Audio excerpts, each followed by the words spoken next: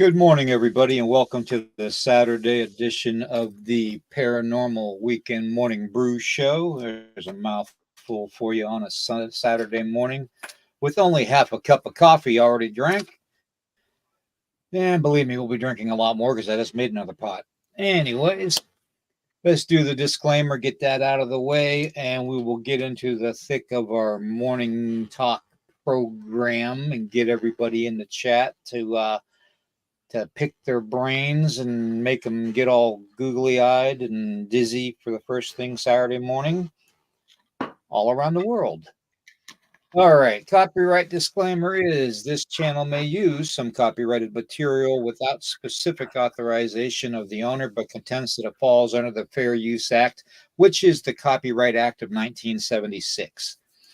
Now, Nighthawk High Strangeness podcast channel and all the podcasts on the channel declare fair use of any and all content, including the music, to be used for the sole purposes of informing you, the viewing family, of information for educational purposes, criticism, commentary, news reporting, teaching, scholarship, research, and parody, and let's not forget entertainment value, per Title 17, Section 107 of the Copyright Act of 1976, otherwise known herein as the Fair Use Act. Okay, let me get that off the screen, and we'll say good morning to everybody real quick. And then we're going to get into the subject matter. We got a couple interesting things to discuss today. So I hope everybody's got their thinking caps on and had at least a cup of coffee in them, because the information that I'm looking for is going to go above and beyond thinking outside the box, I think. Good morning, Eric. Good to see you. Good morning, my brother. Good to see you as always. Come on, you little internet. So let's see who's in the chat here. We got Roger and Rhonda. Good to see you. Dave's in the chat. Roger, good to see you.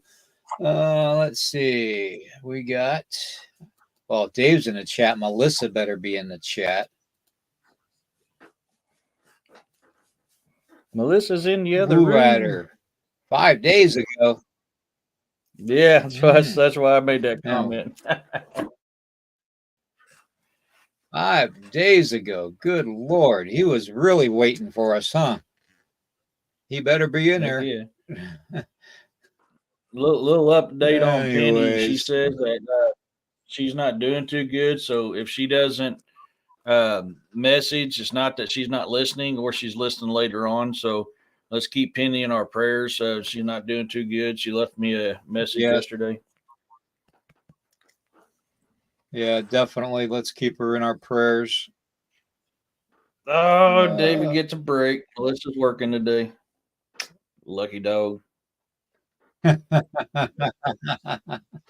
He gets a break. I don't know if that's a break or not. At least she's working with donuts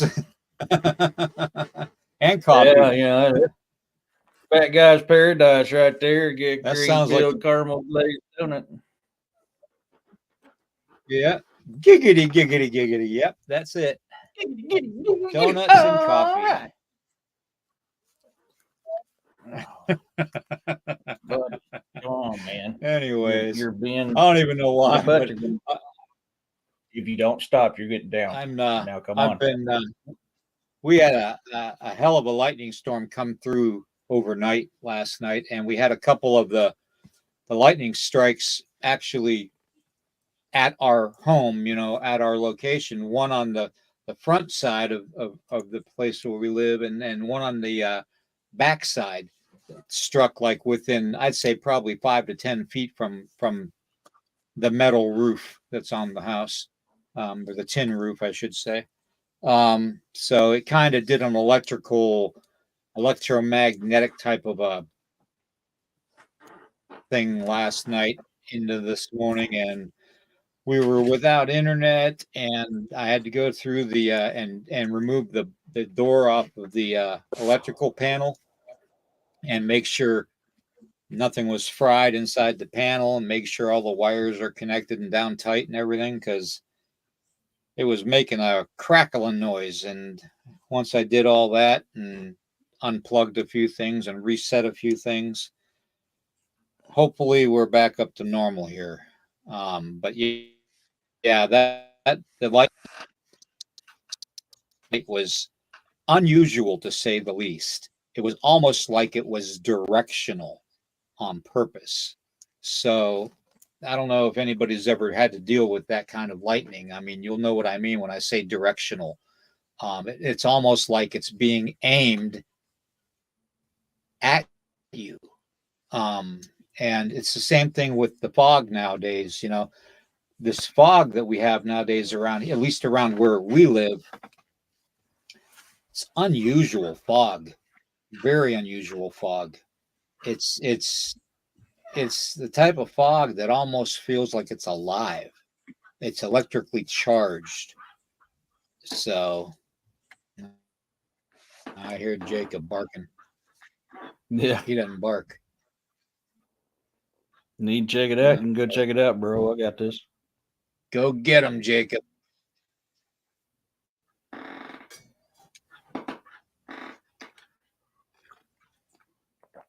Yeah, let me go check it out just to make sure there's not. Yeah, go ahead. I'll be right back. No problem, brother. I got it. So yeah, we got a heck of a fun-packed show for you guys today. So we're going to cover, quite a few interesting topics.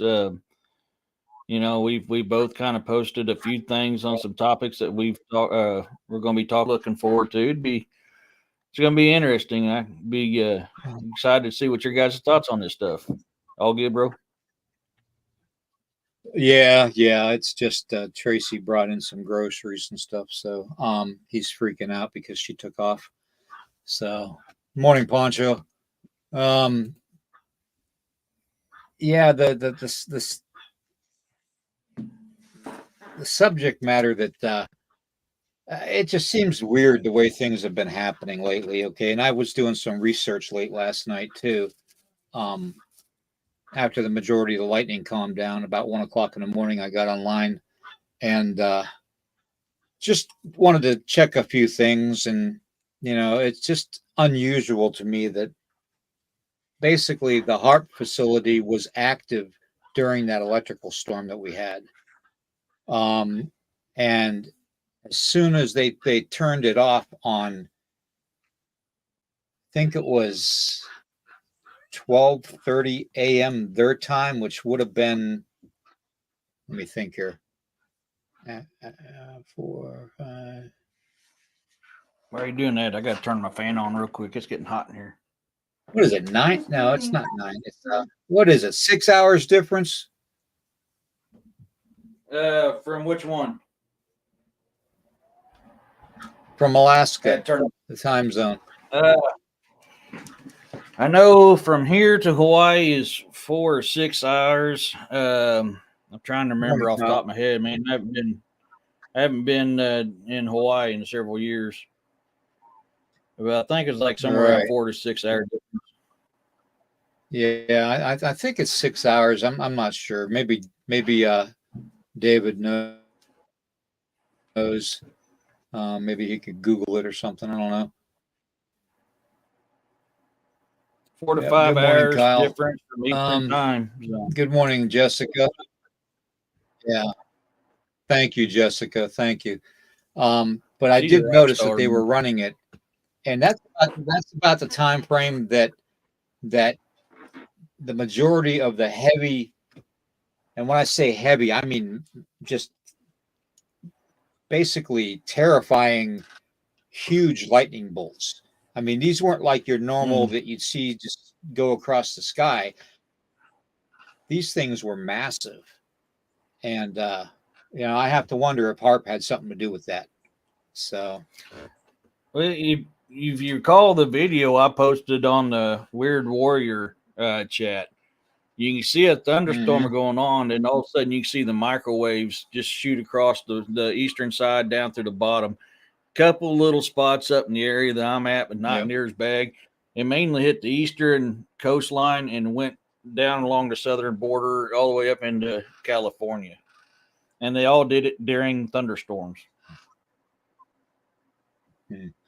Well, Yeah. the other thing I wanted to bring up too is I found out this morning doing more research that our government actually passed a bill yesterday in Congress, basically outlawing anti-Semitite type of stuff, anti the Jewish faith.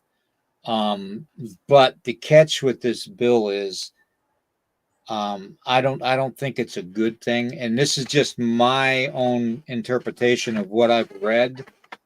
I think it's going to cause the Bible to be basically outlawed, because the way that bill is worded,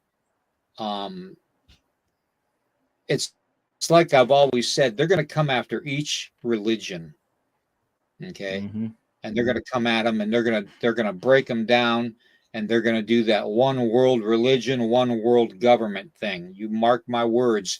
This bill that the United States passed is the first step.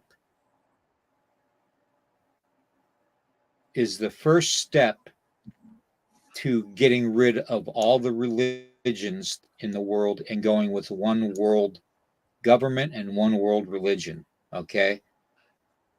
Mark my words. That bill is the start of it. Okay. It's not going to be good, folks, just so you know.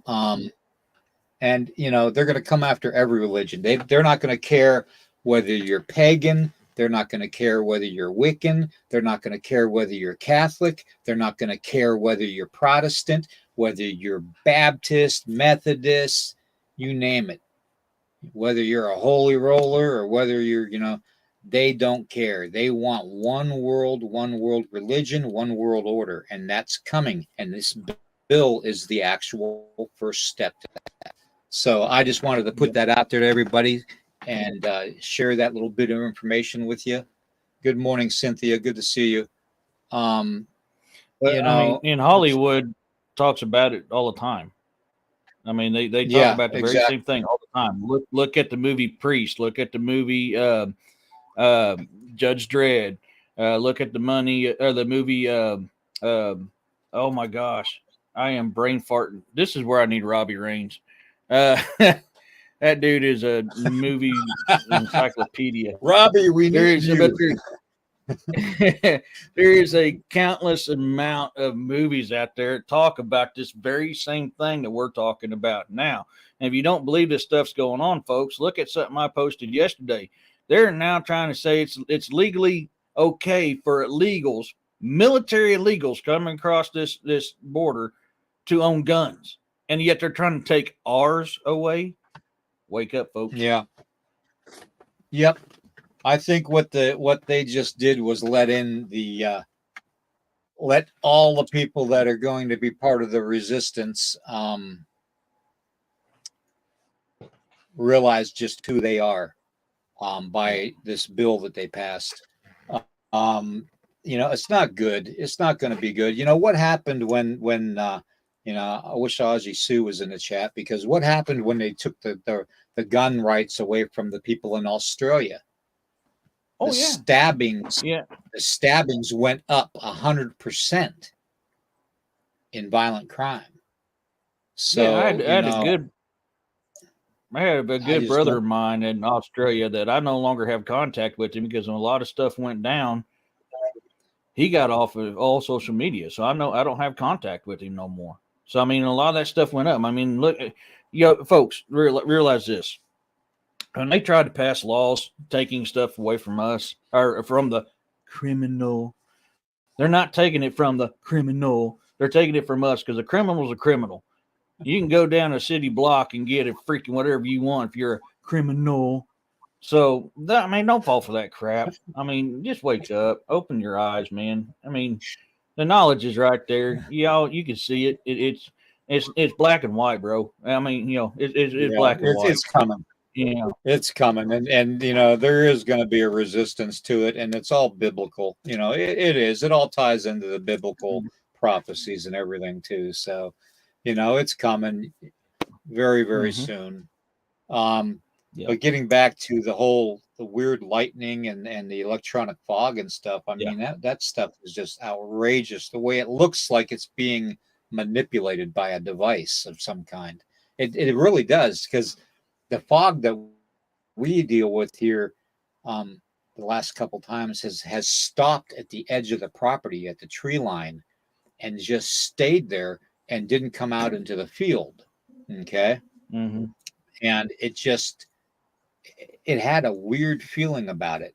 The thickness of it, the fog is a lot thicker, heavier, I guess more dense, and it's got this ionized, almost like an ionized electrical charge within it.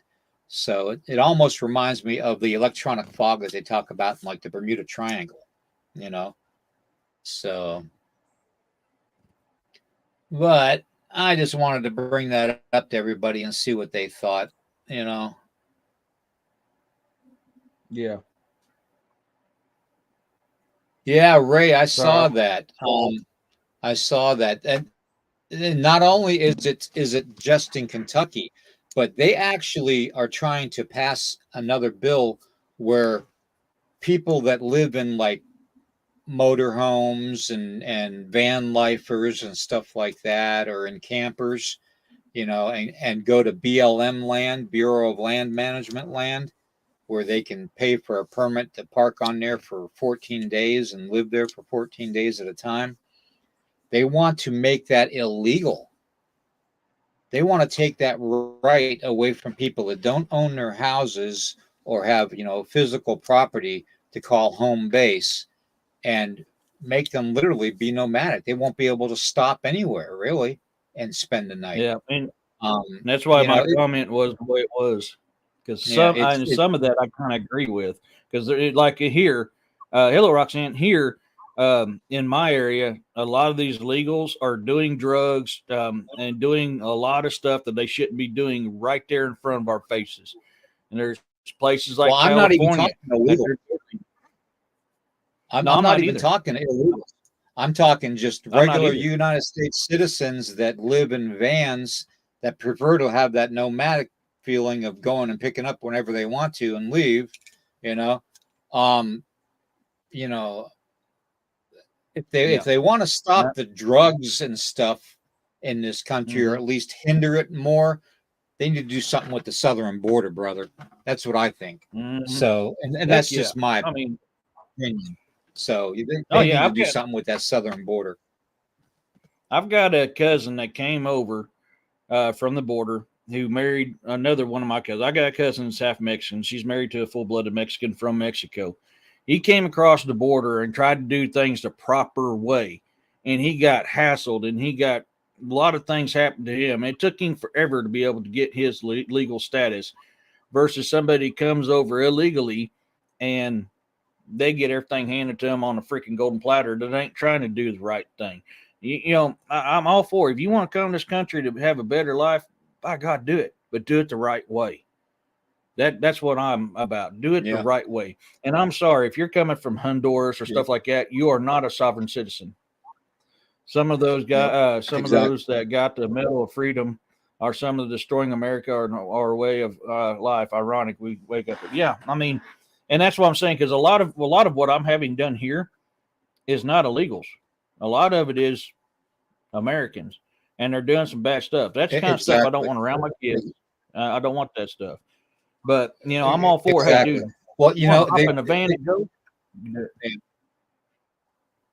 Yeah, they don't want the thing of it is they don't want Americans anymore to have any rights, and that's not the way that this country was founded. That's not the reason the country was founded. I mean, if anybody has more rights in this country, it would be, the indigenous people, my people. They would have more rights than anybody else that came here, as far as I'm concerned. And I don't say that to be mean.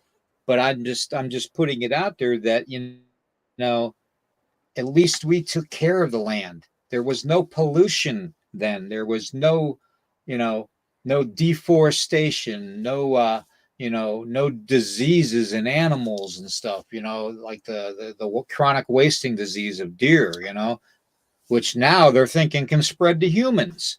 So, I mean, it's getting to the point where I'm starting to see these little things that they're doing, that the government's doing in every country, and what the UN is doing, and it all adds up to this Green Deal, whatever they've got in mind. And it's not going to be good. It really is. It's not going to be good. There's there's no way that stopping petroleum or all that, is going to bring back the way the world was, because what mankind has done to the world is more of a permanent damage. Okay.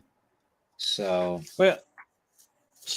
on that, let me give you guys a little bit of a tidbit, and this is something I'm very familiar with when it comes to this Green New Deal and this green planet. Okay, look, the Earth naturally changes its axis every so often, which changes the climate and the ecosystem of an area. It's a natural freaking thing that happens.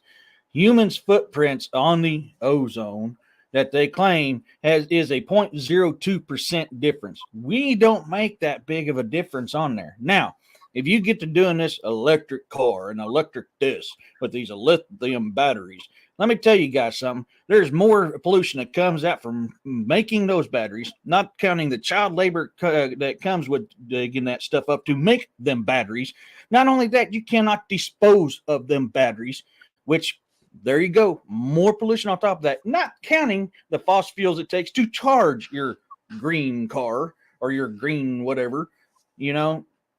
Y'all don't think about that crap. There's more pollution with going with an all-electric vehicle or all-electric this or all-electric that than there ever was with my little truck out there, my car, either one of my motorcycles, my lawnmower, any of that.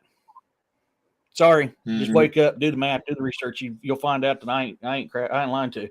But as far as the global warming aspect goes, humans' footprint on that is 0.02%. Sorry. The carbon monoxide the plants expel or use and put out fresh air is a higher track than that. Listen to real scientists in that field, not.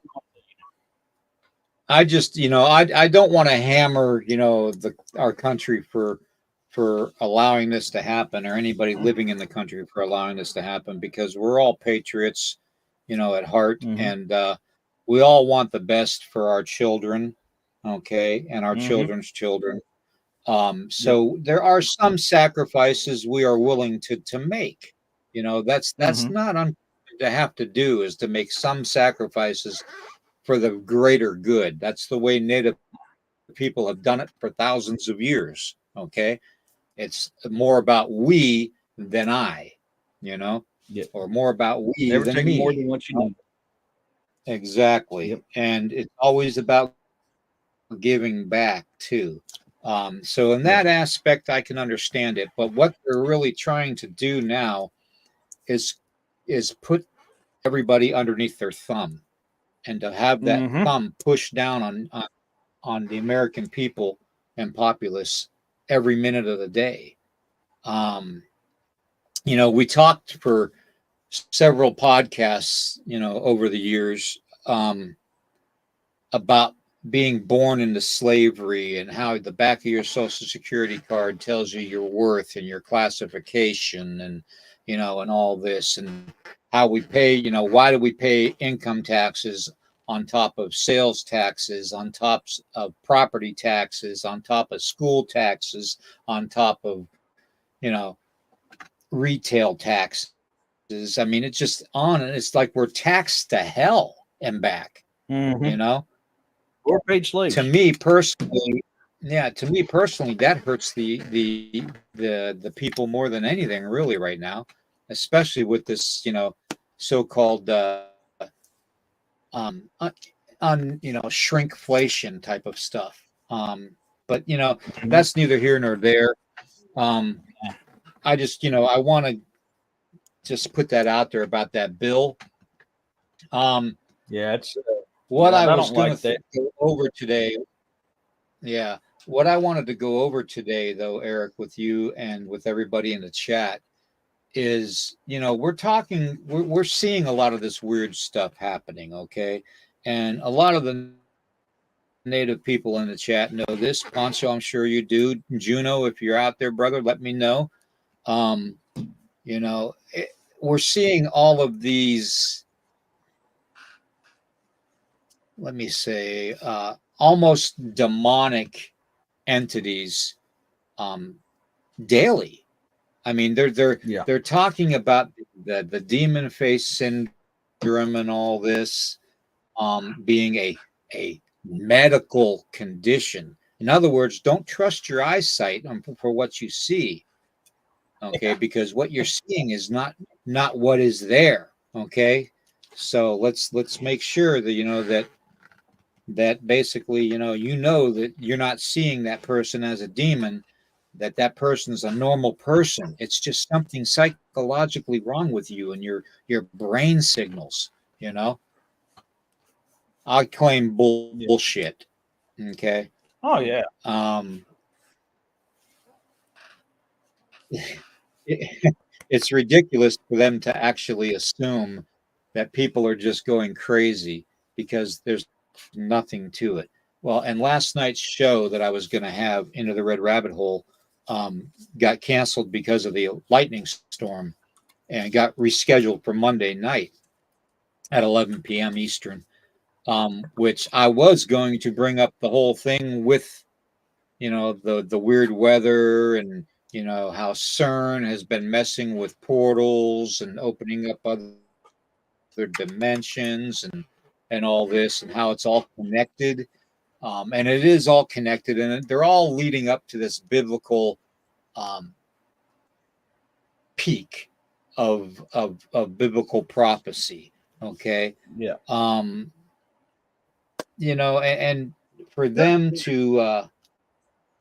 to actually assume that every person in the world is a freaking idiot or a moron is ridiculous, because we not only see with our eyes, we hear with our ears, we smell with our nose, we can feel that, with our fingers, you know, we can sense things that some other people, are trying to cover up. And I wouldn't even call them people. As far as I'm concerned, they're just as bad as the demons that are in this world. So, and Yeah. it's like we said, time and time again. Celia, good to see you.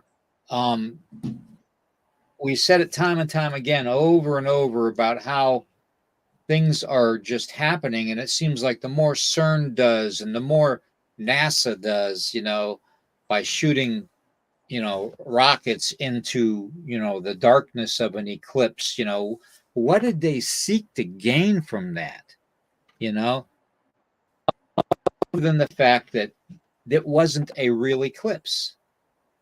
Okay, Yeah. think about the double moons that people were seeing that night. Okay, and the double Yeah. moons that people have been seeing, and the double suns that people have been seeing. Okay, I Mm-hmm. think CERN has definitely shifted our world, okay, away from the norm that it used to be. And God knows how far they're going to take it until they probably destroy each and every parallel universe along with it. Yeah. But that's neither here nor there. I just want to, see what everybody thinks about that, because when you've got NASA involved with CERN doing basically the same exact things that they have been told that to basically not do by majority of the populations around the world. Like, yeah, take the NASA symbol for example. How many people know that says Satan?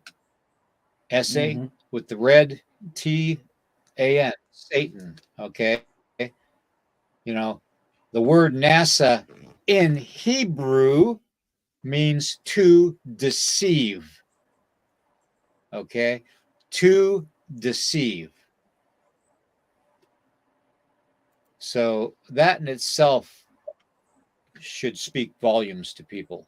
If you ever see NASA Yeah. shooting things into something that they don't know what the hell they're doing and what the outcome's going to be, or if they're going to piss off an alien race or a supernatural being, an entity, um, they never got our permission to do that. These people that seem to control these 3 and 4 letter agencies want to keep us stupid and dumbed down. Okay, just Yeah. go to work, make your money, and buy the groceries and buy this clothing line and buy this awesome sneaker and buy this ice cream and buy this type of pet food for your pet. you know it's absolutely ridiculous the way this world is running right now, and how it's able to be run by a bunch of idiots that, just because they're elites, think that they have the right to walk over everybody else, is completely wrong.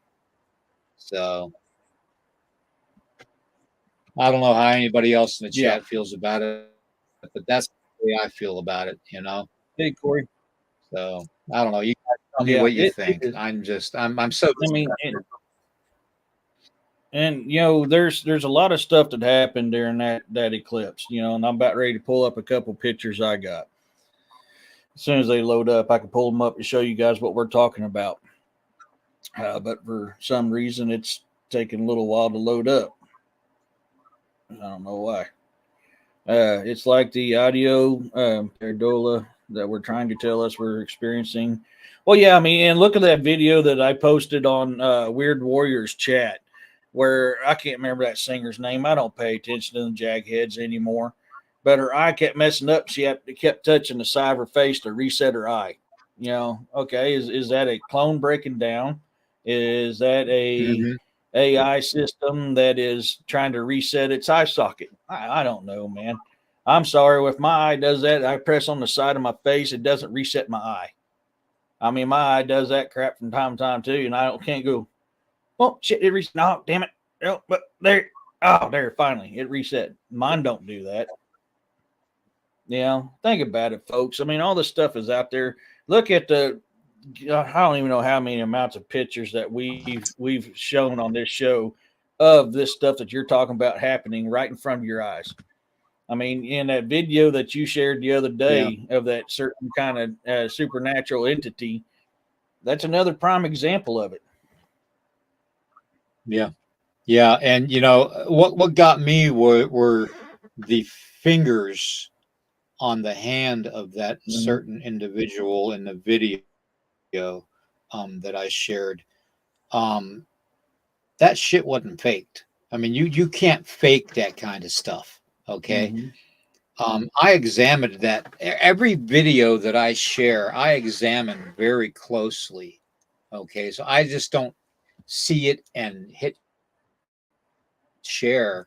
I actually examine it, piece it down. I'll put it in slow motion. I'll define it in different colors and different spectrums, to see if they were faked or manipulated in some way. That's what I do. Mm-hmm. Okay. And that video was not faked in any way, shape, or form of that individual that looked like a demon. Okay. It looked like a demon and it looked like a vampire. So and to me, they're both the same thing, folks. Okay. To Yeah. me, the vampires are demonic. Okay. To me, werewolves can possibly be demonic. Okay. To me, the lizard reptilian people that have been seen, that are walking amongst us is demonic.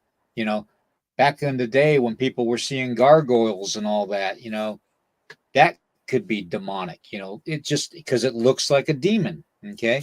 If it walks like a duck and quacks like a duck, it's a duck. Okay. Yeah. So, you have to call things the way they are. They really, really are demonic in nature. So, yeah. and And that look at that demonic connection side, that evil side has grown a lot more lately too. It's developed and just and became more powerful over the last several years. Yeah, I mean, and so let me break a couple things down to you. In order for you to have blackened digits, one of two things has got to happen. Either A, you lose the blood circulation to that part of the body, which turns it black and it falls off. Now, I'm no doctor by no means, but I know combat field medicine. That's about all my extent of knowledge when it comes to the medical field. So I'm not saying that I know everything. I'm just telling you what we're taught. And we're taught one or two ways a digit turns black and both of them actually causes the same thing, but it's lack of blood to that digit, which causes it to blacken and rots off. The other part is frostbite, which once again stops the blood flow to that digit, which causes it to rot and fall off. Yeah, severe frostbite. Yeah. So I mean, you guys got to think about that. Now, can you file your teeth down sharp? Absolutely, you can. That didn't look like that was the case there. I could be wrong. The claws on the fingers, the teeth, I mean, just the face, the look, the color of the skin, the hair, the shape of the head, everything about that video was odd as hell. 9. Stope. Sorry, my cats are thinking this is a jungle gym in here knocking stuff over. I hope you guys didn't hear that bang on the internet. So Okay. I mean, a lot of that stuff goes call on. Eric's house. It's freaking. I'm like Beastmaster in this home. I've got so many freaking animals. Well, except for as of late. So these pictures finally loaded up. So I want to hit this real quick, and we'll get back to where we was. So they said 2 months prior to this eclipse that it would be cloudy. How the hell do you know what the weather's condition is going to be like 2 months prior to something happening when they can't get it right that same damn day? So I snapped a picture pre-eclipse, and this is what I caught. You can see I had clear blue skies, and then all of a sudden you started getting all these trails coming across. So, and then you get not only that, but after that, you get all this cloudiness. And if you look up here to the upper right of the sun, there you see a little speck there. That speck, whenever I did video or anything like that, never moved. Unlike the two that were down here in the bottom that were blue. This one never moved up here. And you can actually see it looking like it's the moon covering the sun. And that little itty bitty speck way behind the sun up there in the upper right. So, I mean, that automatically made me go, huh? And I didn't, I'm not one of those that makes up videos. Mm-hmm. Hey, Kathy, good morning. To get clout or get followers. Hey, good morning. Anything like that.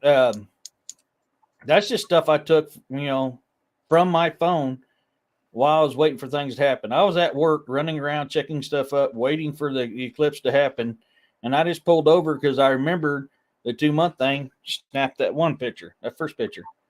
Then I snapped a picture of what I was noticing in the videos I was taking going, this is kind of weird. Of course, we've talked about it on here before that this eclipse didn't feel like any of the other. I've been in like 2, 3, 4 eclipses. I can't remember. I've been in a few of them. This would probably be the 3rd or 4th one I've been in. And this one felt different from the others. So you got to keep that in mind. So with that being said, back to this stuff here. I mean, we're catching videos every day of things, of people's faces deforming. The lady on the plane, good example. Very good example. That lady on the plane, freaking out because that dude's face morphed in front of her. Look at the elite people. Go ahead. Sorry, bro. Yep. And not just, it wasn't just It wasn't just that lady on the plane. It wasn't just the lady on the plane, though. There was the professional boxer over in the Yep. UK that saw the same thing.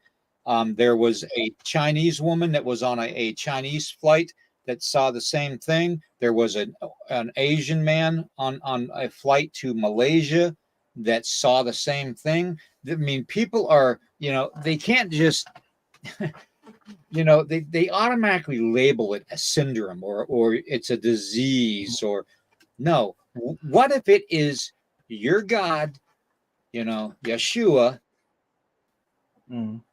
making you have the ability, the special gift to discern um, light from evil and darkness? You know what I'm saying? What if God Mm-hmm. is bestowing upon us that see these things the gift to see them so we can stay away from them and avoid it, you know, not interact with it and Well, make it more powerful than it is. So Yahweh has given all of us that gift. Some of us is more in tune to it than others, and that's something we got to consider. Consider every single one of us has that gift of discernment to see the things out there that's out there. Some people, like I said, are more in tune to it than others. You have to work on getting that in tune to be able to see it. Everybody can see exact crap that we see all the time. You just have to want to and you have to believe. I thought it was a curse for a very long mhm. time. Before I realized what it was, I considered it a curse. The things that I felt, the things that I sang, the things I've dealt with, that to me it was a curse for a very long time. And a very good pastor, very good friend of mine, Joe Campbell, taught me. He goes, no, he goes, this is a gift from Yahweh. This is called a gift of discernment, and everybody has it. He goes, you're just really in tune to it, which gives you an ability to do things that some people can't because you're in tune to it. So, I mean, for many years, I thought it was a curse because I'm like, Yeah, why am I cursed you to know, see all this crap, feel this crap, and experience this crap? I mean, I just, it upsetted me. I mean, I really didn't like it. I mean, I was seeing crap all the time, and I do it all the time. I tell you, oh yeah, you got this here, or this is here, this is here. Oh, you got that up there. So you got to think about that, folks. Yeah, I think, yeah. That's yeah, that's something actually I've been forgetting to ask you, brother. And being we're on that topic, so I grew up calling Dogman and werewolves. Everything I seen that looked like a human wolf was a werewolf. Then with research, I found out there's actually two right. different things. Dogman, which is not the true name. Dogman ain't the true Mhm, name. I'll admit that. And there's a difference between werewolves. Dogman right, born, werewolves are made. That's what I've learned on both my right. studies on Native American and history is that's the case. What is your, because I agree. I think some of them are evil or are demonic. What's your insight on Yeah. that, brother? Well, we've got a problem with a lot of certain entities and beings living with humanity. Okay. Mm-hmm. They have been here the entire time living with humanity. Um, and just as much as I talk about the walkers and I do the ceremonies to protect people from the walkers um, Mm-hmm. and other things, I can honestly tell you that a walker is a demonic possession. Okay, so Mm-hmm. that change is going to take more of a supernatural form. Um, but there is several entities that live amongst us that have the capability of either using a mental mind block to make us see what they want us to see, or they can physically actually take the form of a human being to hide themselves and what they actually look like. Okay. Mm-hmm. I call these beings shifters. Okay. They're not the Native American kind of shifters. Okay.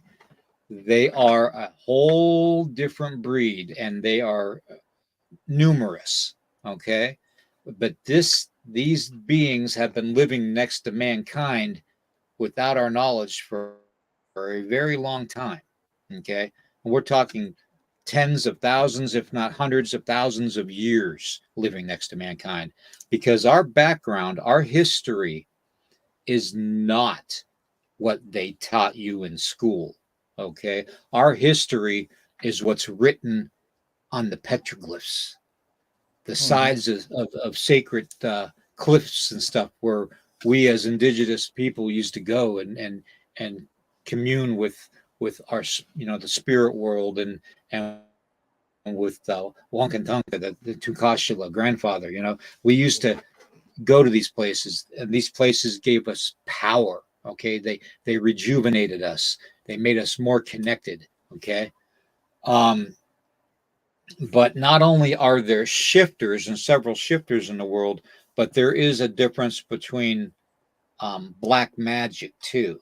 Okay, now black magic can also be in the form of a curse. Okay, and those curses against certain individuals could be a curse that turns them into a beast, like a werewolf, okay, or a wolf man, okay.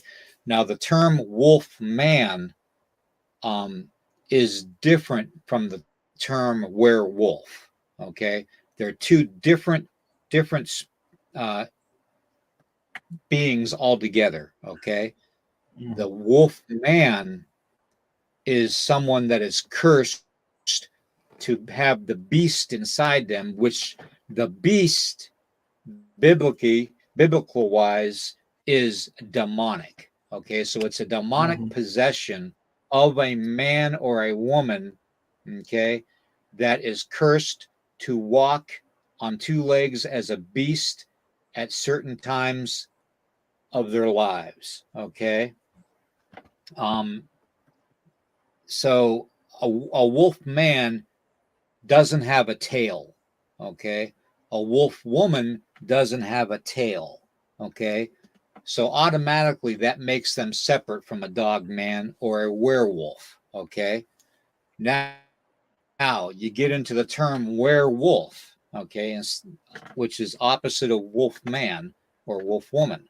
The term werewolves walk on all fours. Okay. The majority of the time. Okay. And have tails. Okay. So that's the difference between those two beings. Okay. One is demonic and the other one is more of a almost like a genetic manipulation. Okay. You could categorize it as a shape-shifting ability. Okay. So that makes them automatically fall within that category of a shapeshifter. Then you have other beings like the dog man who are literally in that form 24/7, 365.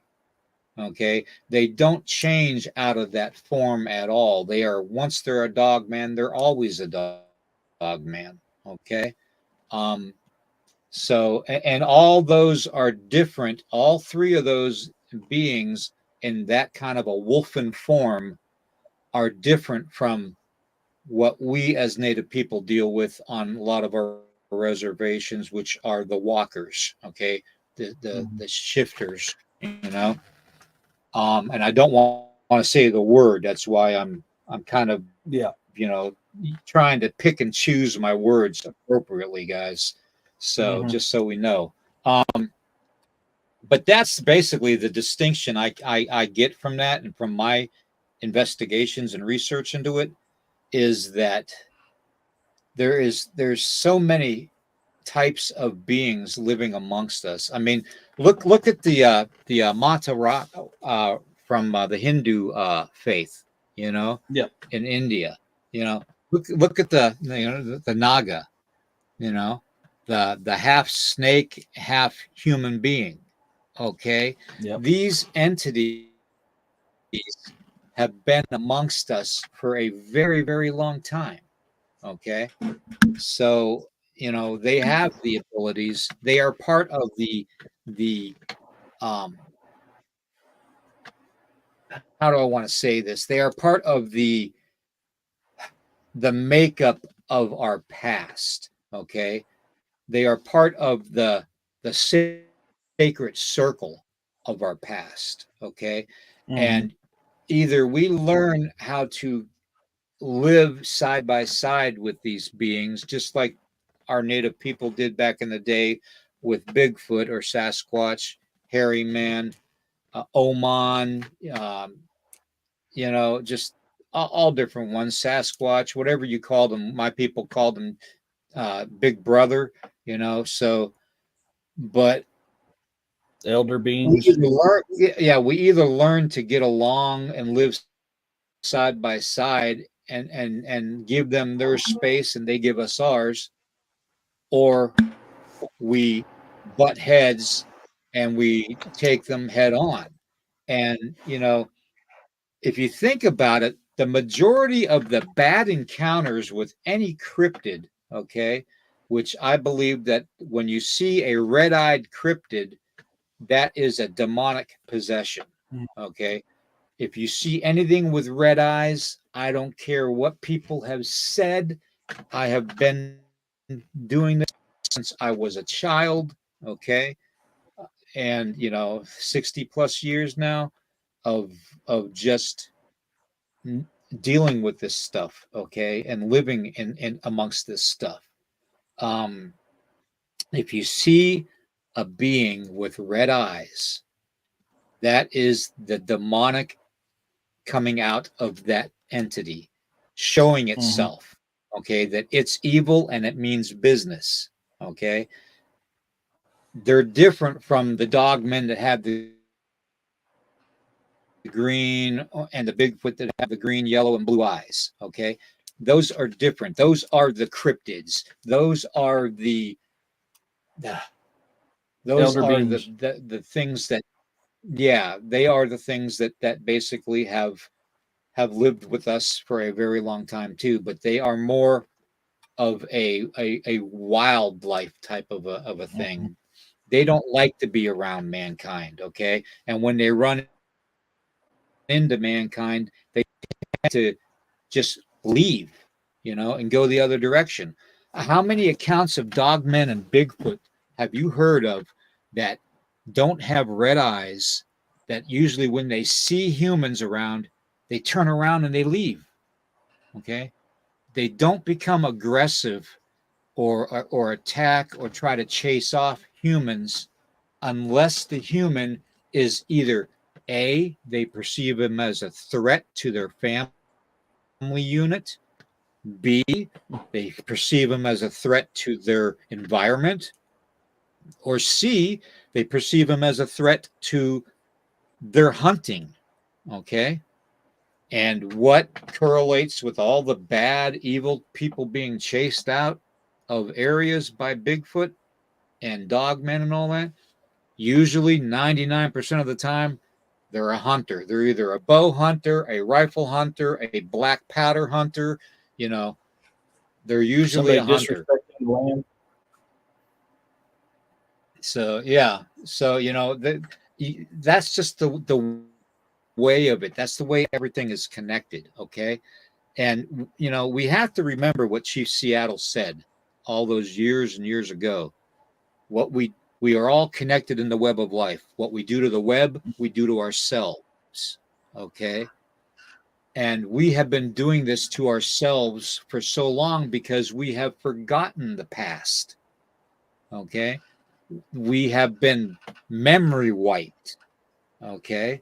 Mm-hmm. And those of us, the few of us that were taught the old ways growing up and doing the old ceremonies, and living as traditional as possible in today's world, those of us that were gifted the special gifts of sight and vision, um, and healing, you know, are starting to wake up and bring that stuff back to where it needs to be, plain and simple. Okay. And yes, the eyes are the window to the soul, you know, but Good morning, Stuart. it's always been in my interactions, and I've had several interactions. My wife Tracy can tell you. And my sons can tell you all the weird stuff that happens around where we live. They can. They've seen it themselves. A lot of the weird stuff. So, you know, we have just been blindsided so long that now that we're starting to wake up, we're starting to see things more and have more of the interaction. But yeah, as far as the dog man goes, those were the differences. You have the actual shifters, which are several, and I don't want to say the term alien, okay, but they are alien to me because I don't interact with them on a normal basis. I don't go to their where they live. If they're underground dwelling or if they're dwelling in the sky or from another world, use portals. I'm just using I hate using that alien word but they are alien to just me. You know what I'm saying? And if you think about the term extraterrestrial, okay, think about that. Break that down. Extraterrestrial. Okay. Terrestrial is amongst us. Okay. The extra represents other lands or other areas that these beings are living. Okay. Whether it's under the ground or whether it's up in the sky or whether it's past the ice wall, on other lands that are undiscovered, or whether they shift through a portal to another realm. That's what's extraterrestrial to me. Okay, it doesn't necessarily mean that they come in on a flying saucer, and land and say, "Take me to your leader." To me, that's alien, not extraterrestrial. Yeah. So that's just my 2 cents, everybody. Yeah, Now and you guys got the floor. I'm going to read. That falls along the lines of a lot of the research that I've done. I mean, the big W, the big S, and the Gen, they're all demonic. I'm sorry, if you study them stuff, that's a demonic entity. That's not correct. That's something supernatural. It's demonic, and that's a lot of what my research has shown as well. And when it comes to dogman and werewolves, I'll give you a couple major historical encounters with them, and we'll start here in America first. The Northwestern tribe. I can't remember the name. You said it before. Was it Seneca? I think it was not Seneca. Was it Seneca? Anyways, there's two brothers that was hunting, and they were very successful on their hunt. And they came across an old man in the woods, and the old man asked for some food, and they said, "Yes, yes, grandfather, we have plenty. Here, take some." And he was very grateful for their generosity. They didn't have to do it, but they did it, and that's something that we, as our generation, have gotten away from. Our elders were called grandfathers and grandmothers. The adults were Right. mother and father. It wasn't just one specific one. Right. It was just all the elders, grandfather, Yep. grandmother, father, mother. They all helped raise the children. They all helped teach the children. They all took care of the children, and we've gotten away from that. But that's how it was. Yep. So back to the story.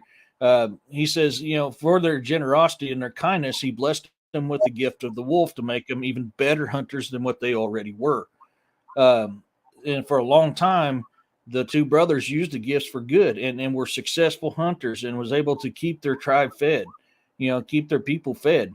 And then somewhere along the lines, one of the brother started abusing the power. And the more he abused it, the more the form continued to take and morph. And the original form of them, they actually transform into an actual wolf when they hunted. And then as that one brother, I can't remember if it's the older one or the younger one. I'm wanting to say it was the older one, but I could be wrong.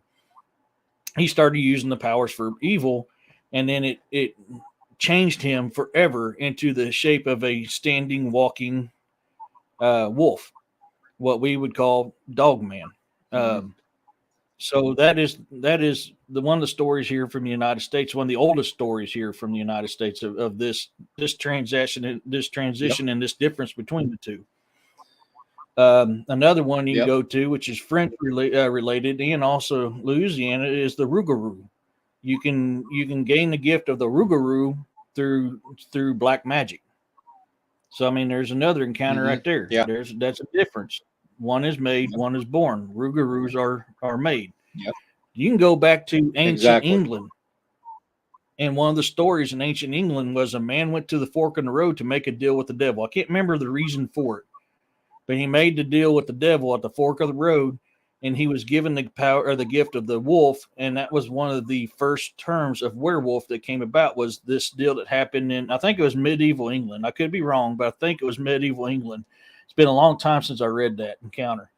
But Right. that's in like an ancient text. I can't Yeah. remember And what. Go ahead. yeah, I just wanted to say too, and a lot of people out there that claim to be the doctors or the psychiatrists in the world today in society Mm-hmm. will label people if they say that they change into a wolf or if they have this evil wolf entity within them or whatever. They're going to say that there's something mentally wrong with them.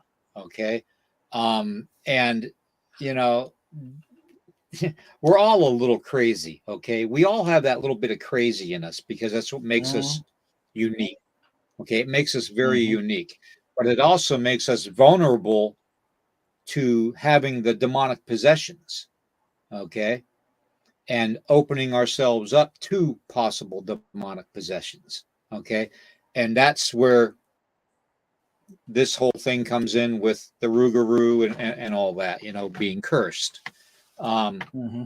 and one way to break the curse and pass it on is for the person that's cursed to be the Rougarou or the Luke LaRue, um, is to get cut with a knife, okay, and bleed, okay. That's the one way that the curse is removed off of that individual. Um, Mm-hmm. just like it is with the Wendigo, as far as cutting out the heart and setting the heart on fire, or the body on fire separate from the heart, and stabbing the knife through the heart. Um, these things are just the way that we as indigenous people have been taught to deal with this subject. Okay, why do you think the elders and our parents and our grandparents took the time to tell us these tales, these legends, the way it was, okay, and the way it was meant to be, okay?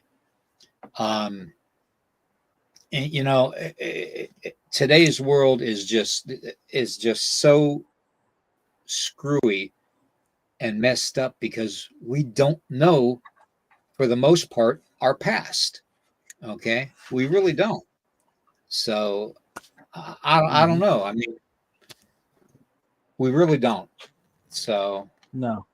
We don't. I mean, there's this kind of stuff is through history. I mean, look at the Vikings. There was a type of berserker known as the wolf berserker. He wore the skin of the wolf. Now, some people will tell you they drank a potion. Some will tell you they said a chant. I know a chant. I know for me personally, my personal experience is I get to a certain point of rage and I black out and don't realize what I'm doing. And by the time I come to and I calm down, the amount of destruction that's there's a reason why I learned how to control that part of my life. That's a type what I call the beast within me that I keep caged up. I don't want that beast out because the devastation and destruction that happens when I get to that point in my life. So you got to consider that. I mean, there's tales of that there in the Vikings. You can go back to ancient Egypt in Anubis. yeah. He was a dog like humanoid. This So I mean, the all that stuff.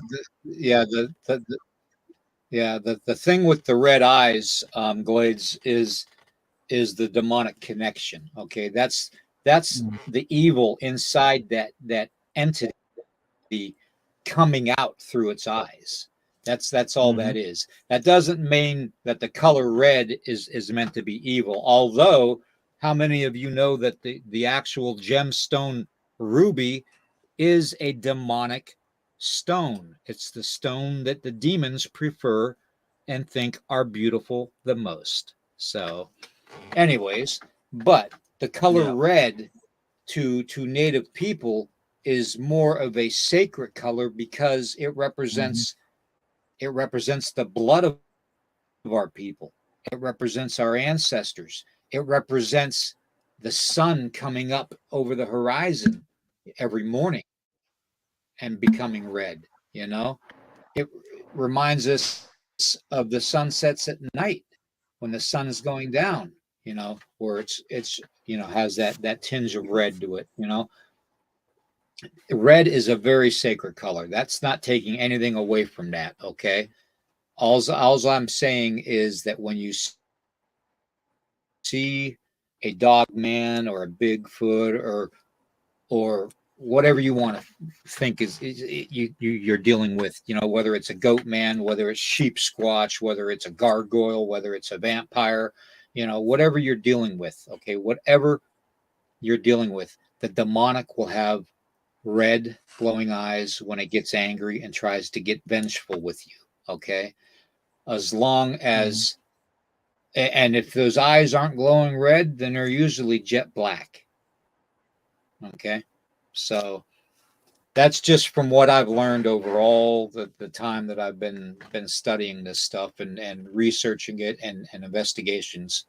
And I've done every sort of investigation you can think of. I've done UFO investigations. I've done ghost hunting investigations. I've done, elemental investigations. I've done, all that cryptid investigations, literally everything. Okay. I've done the investigations. I've put the time in.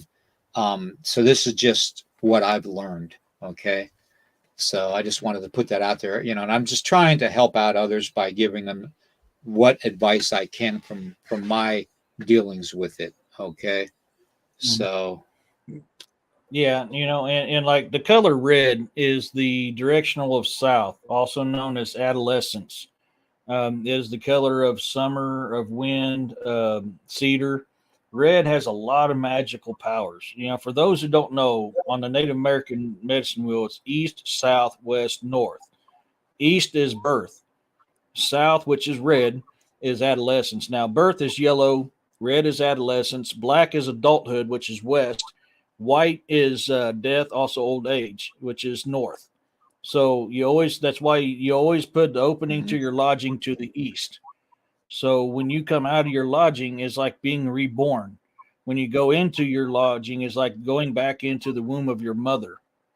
So, the color red is very sacred, very, very sacred. So that's something to consider. Just because something uses something for evil doesn't mean that that thing itself is evil. It's just evil. It's just what that entity uses it as.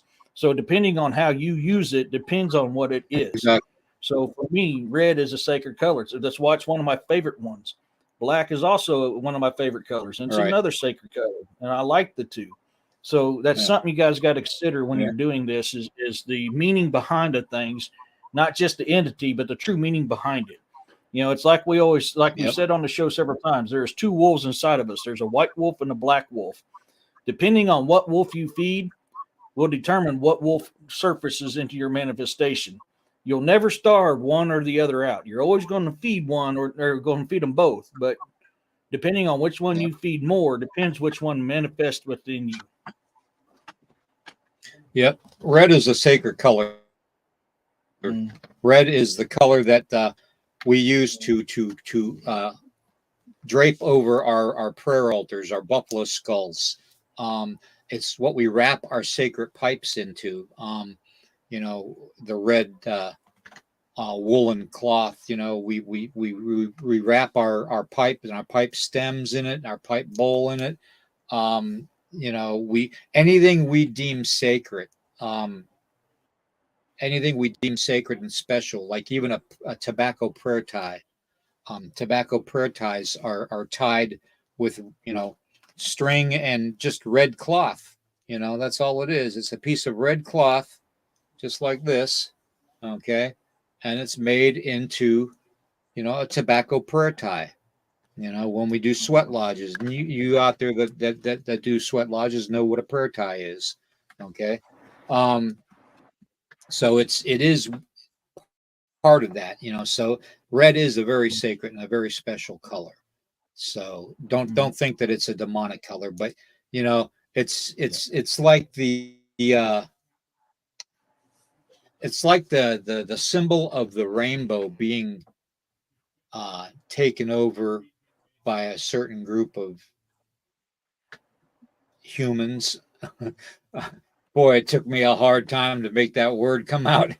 um, Yeah. and basically stole the rainbow symbolism from the biblical aspect of Yeah. it. Okay, Yeah. because the Bible And represents the rainbow. So well, it's not just a Bible. Look at your North mythology. The Bifrost was rainbow colored. Now is a bridge between two realms. That's what the rainbow was. So right, every time you saw something like that, they considered that the Bifrost and the gods were coming to this realm. So you got to consider the right, rainbow plays a right, very exactly, significant part throughout history. exactly. And Roxanne brings up a great point here too. The color purple, purple Mm-hmm. in my Oyate, in my nation, um, represents the Creator, the Great Spirit. Um, Mm-hmm. that the actual essence of everything of creation. That's what purple represents. And let me see here. I'll show you. I brought these out before, but the red, the white. Okay, there's the tobacco prayer ties right there. Here, let me show you. Yeah. Okay, that's the prayer ties. Okay, and the white, the green, the blue, the black, the yellow, and the purple. See, here's the purple. Okay, looks blue to you guys, but it's actually purple, which represents the creator. You know. So, but yeah, I mean, all the sacred colors mean something, and the red, just because it has red eyes, doesn't mean that the color red is bad. So, um, but it does mean that is a demonic type of an entity that wishes to harm you. Okay, so it's best to avoid red-eyed cryptids, plain and simple. Yeah. Now, I mean, and on the same token, guys, there could be the normal ones that are not demonic. And you got to figure, too, demons throughout history, no matter what culture you study from, demons will take the shape of what you fear. So just Mhm. because something looks like a dog man, or something looks like a Bigfoot, or something looks like a W or an S, or whatever it is that a spider or another person, you got to consider demons take the shape of what causes you the most fear, because that's what they're here after. They're after here fear, because they can take control of you easier through fear than if you stand strong against them. So you have to consider that also when you're doing these types of research. So these Right, people will tell you, "Oh, I've seen a red-eyed dog man." I'm going, that's probably a demon. I'm not saying for sure it is. I'm just saying that's probably a demon, because you probably have a fear, which we all have a primal fear of these things. And they're going to say, "Hey, I'm going to take this shape right, because he's got the fear of it, and I'm going to show him." There's several right, encounters of dog man that's protecting graves. Um, there's several encounters of Bigfoot saving people. There's several encounters of Bigfoot, tormenting people. There's several encounters of Bigfoot helping, or being around people and being calm. There is always going to be good and bad, even in the right. natural ones. Exactly, They have the same. They're just like us, exactly. folks. They're just like us. There's good and bad in every Yep. single one. So just because you have one that's yellow eyed or green eyed or blue eyed that does something mean, doesn't mean they all are. There's an old phrase: one bad Marine can give all Marines a bad name. And that's something that was drilled into us very often, because they don't identify just that person done something wrong. They were like, "Hey, he's a Marine." The same instant plays with Dogman, plays with Bigfoot, plays with all this other stuff. Yeah, Amethyst is, yes, yes. I was doing that a little bit ago. I was just going to say amethyst is one of the best stones to have on you for protection against the supernatural or the paranormal. That and black stones like shungite or onyx, or even like some type of a oh, what I want to say, not a quartz, but um, yeah, just that. And then the next best one is the blue turquoise, the color blue, because the color blue also represents, grandfather Tunkashila, up in the heavens, basically our ancestors. Okay. So, but yeah, we have two questions. Also, I wanted to point out the shirt that I'm wearing here. The shirt that I'm wearing has a saying on it, and I love this shirt because my wife got it for me for Christmas, and it says, "The devil saw me with my head down and on my knees. He thought he had won until he heard me say Amen." Okay. So motivating. Now that is it in a nutshell. Okay. The dark forces in the world, and even um, Dennis was talking about it on his program the other night. The demonic is in everything. Okay. Yeah. And literally it is. The demonic is in everything. Just as much as there is a light side to our personality, which is embracing and loving and nurturing and kind and family oriented, there is the dark side in our personality that can be the overprotector, the overbearing, the overzealous, jealousy, and all that is grouped in with that. Okay, that's where the story of the two wolves come from.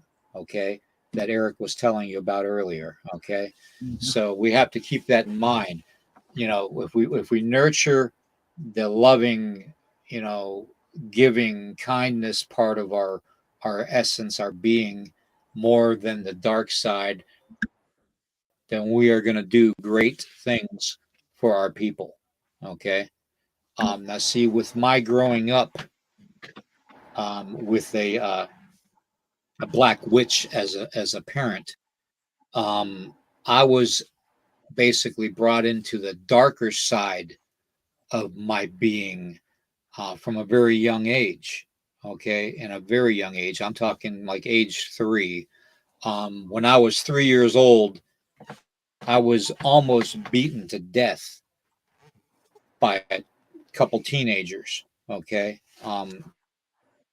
They literally took the boots to me when I was 3 years old, to the point where I blacked out and I thought I was dying. Okay.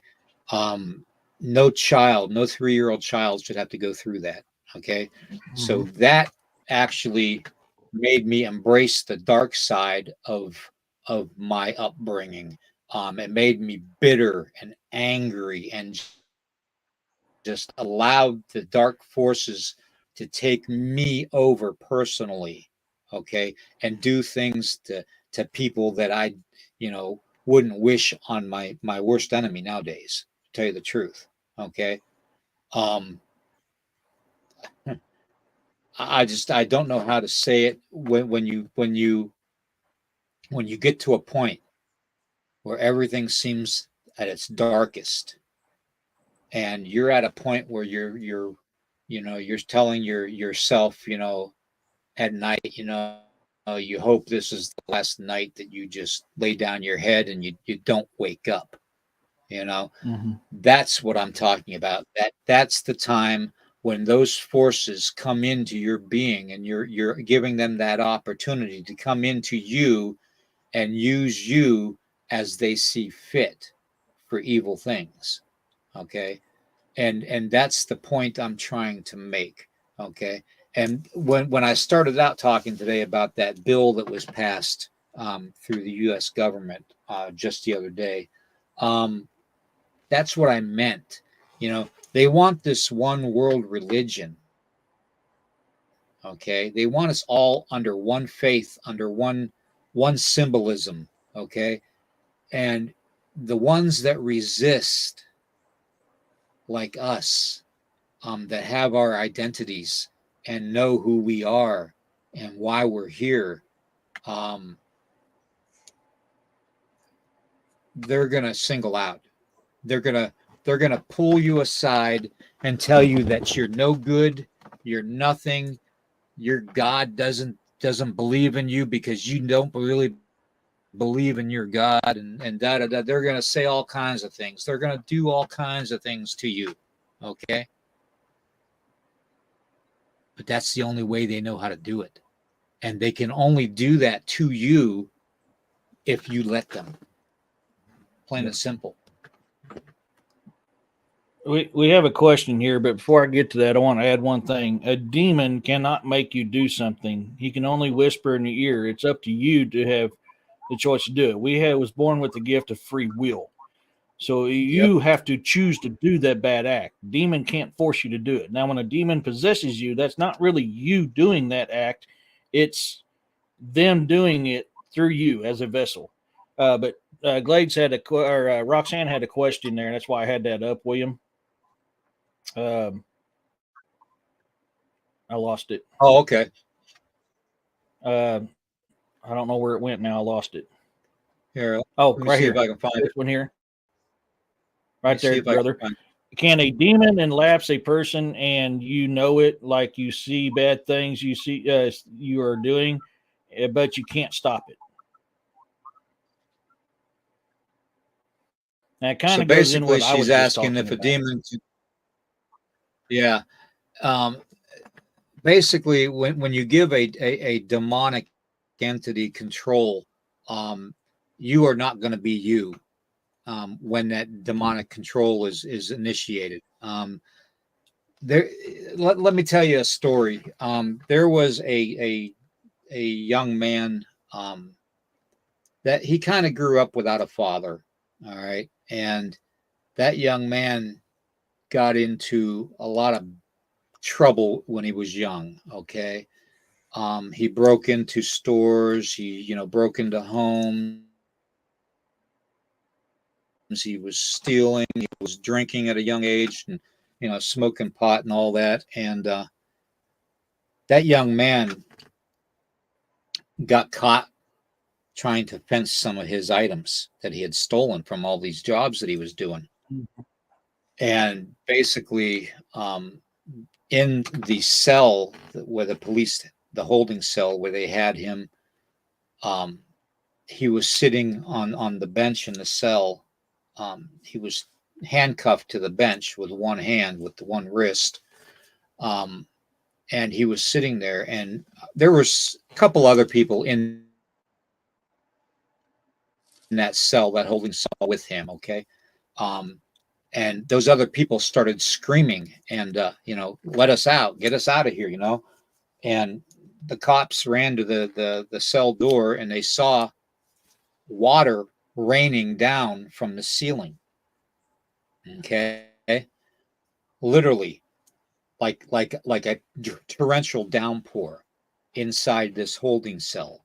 And they looked at the young man that was handcuffed to the bench in there that had gotten caught for fencing goods. And they saw that his eyes had rolled back into his head and become black. Okay. And he was sitting there, and he was shaking. Okay. Those cops removed him out of that cell, kept the others in there, removed him out of that cell, and put him in isolation. And that rain stopped falling in that cell. Okay. Mm-hmm.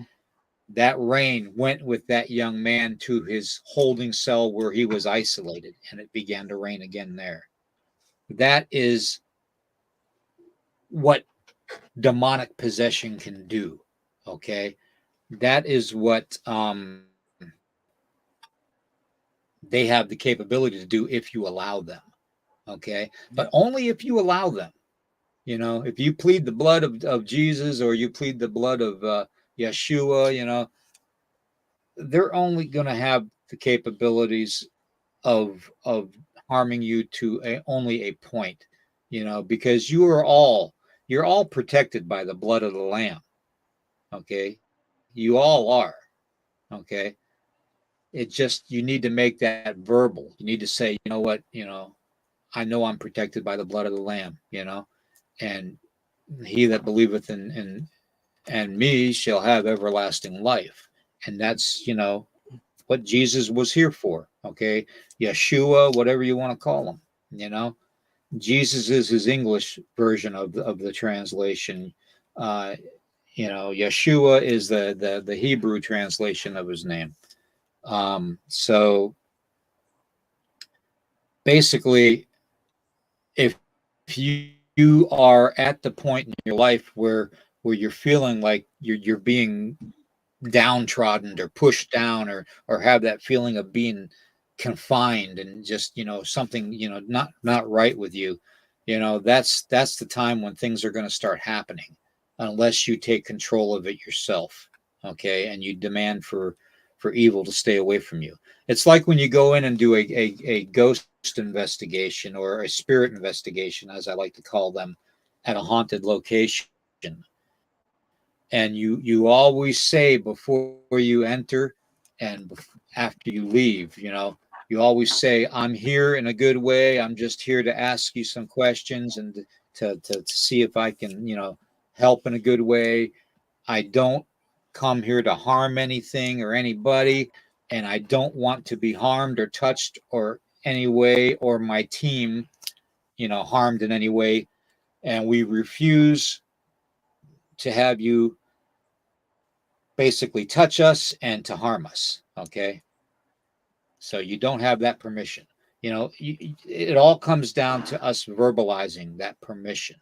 If you verbalize that you're not giving something that permission, then that permission is not given, and that demonic entity or demonic being may try to hurt you, but they can't possess you. Okay.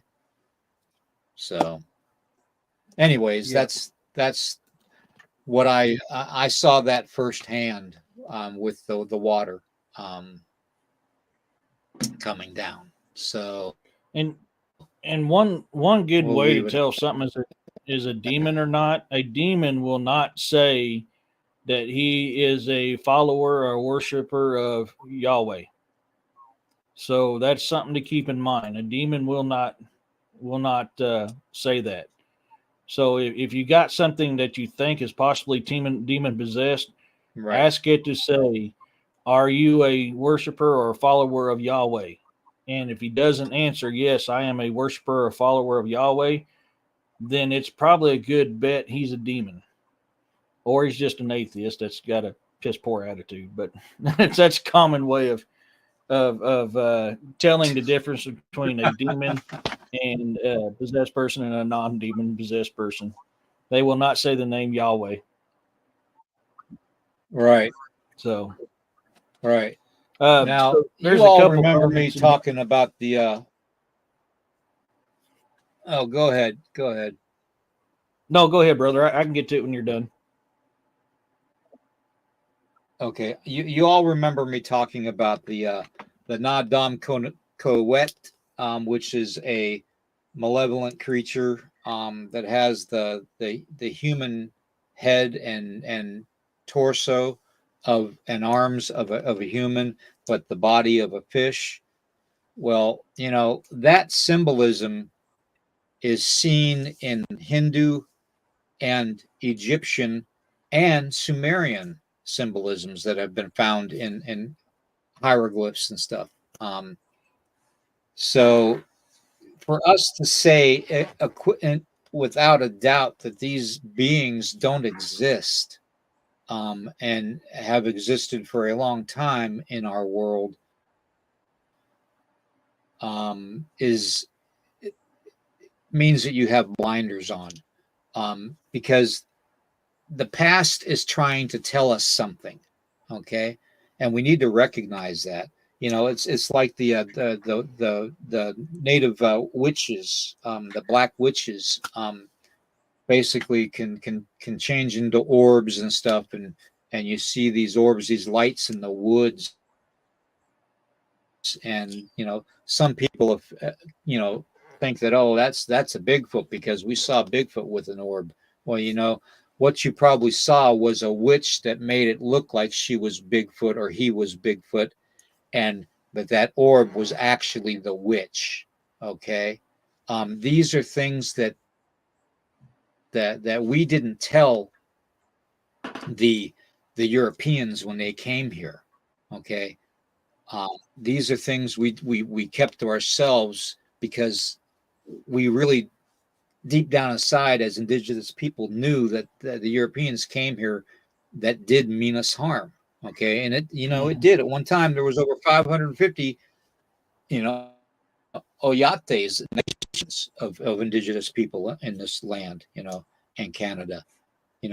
Now there's barely 270, 280.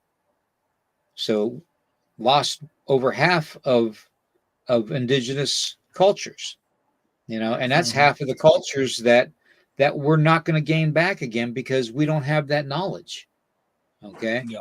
So that's why when you see something and it looks out of place, I always tell everybody, question everything. When you're looking at those petroglyphs and those hieroglyphs on cave walls and on temple walls, and you see these figures and stuff, these are this is the past trying to teach us, okay, what we lost. Okay. And the more people we have that are going to try and interpret these things and bring that stuff, that lost information forward, the better off we're going to be. Okay. Because this is all information that we were meant to know. Okay. So that's basically what I was going to say. And so a couple of things I want to touch on that's been in the comments. Glades, I do paranormal, supernatural research as well. One of the main things you got to realize when you're doing that is before you leave, you have to tell whatever's there, you do not have permission to follow me home attached to anything that I own. You must remain here. You have to do that. If you do not, then what you're talking about can happen. They can follow you back. You got to think, I've said this a few times on the show before, like you'll go to a thrift store or a garage store to get something and you've never had paranormal activity. Then you bring it home and all of a sudden you've got all this weird crap happening. You have to take control of power. You have the power to tell something no. That is your God-given right to tell something no. You cannot follow me home. You cannot attach yourself to me or anything I own. You have to remain here. If you do not do that when you're in that type of situation, a lot of times something will follow you home. Like when I did mine on the Shade Beaver Bar and Grill, which I'm getting ready to release. After the show, I'm going down to do the reveal. I'm hoping to have the video released tonight. That you'll hear at the end of that investigation, because of what I found there was multiple things, not just paranormal, not just supernatural, that I found during that investigation. Before I left, I said, and I had a female that seemed to like to follow me around, like she was getting attached to me because everywhere I went, I heard her voice and she was talking to me. I knew right then. I didn't hear that originally. Yeah, kitty, you.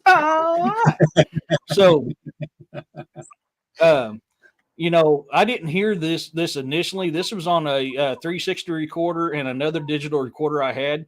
But I knew from past experiences and learning that before I left, and which I'm so thankful that DA and his family did the exact same thing. Before I left, I stated, you do not have my permission to come home with me or attach anything to I own. You have to remain here. And for reasons like what I've captured on my investigation is for that reason you do that. So you always take that power. You always take something powerful with you to help protect you.